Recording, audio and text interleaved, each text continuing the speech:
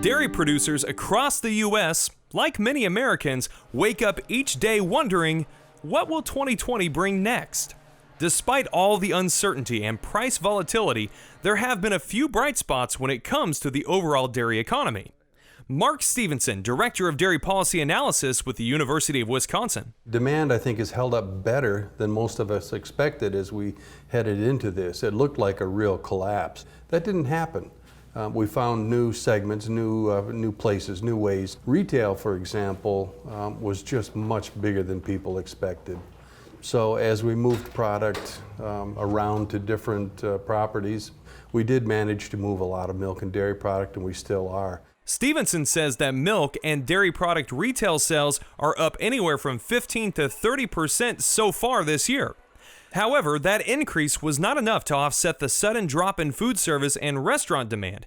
Processors making products bound for those markets were hit the hardest. It's been a winners and losers kind of marketplace, and it's not because of design or properties. It's just because of random luck of who you were selling product to. As we look to the remainder of the year, Stephenson says there are still a number of unknowns. We're struggling right now with a whole lot of things. We're struggling with an election that's to come.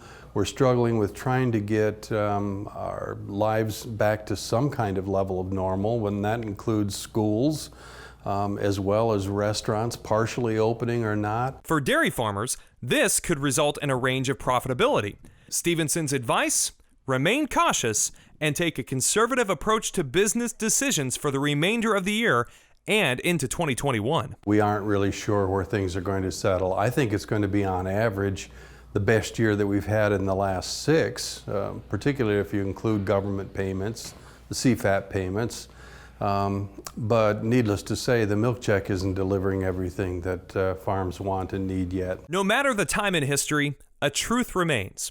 The registered Holstein cow continues to be a great contributor to feeding the world and keeping dairy farmers in business. The registered Holstein dairy cow impact can hardly be understated.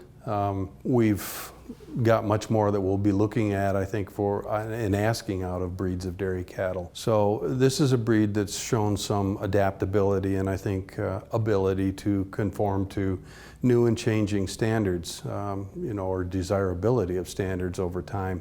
I have no doubt that they'll be able to continue to do that. For Holstein Association USA, I'm Miles Ramsey.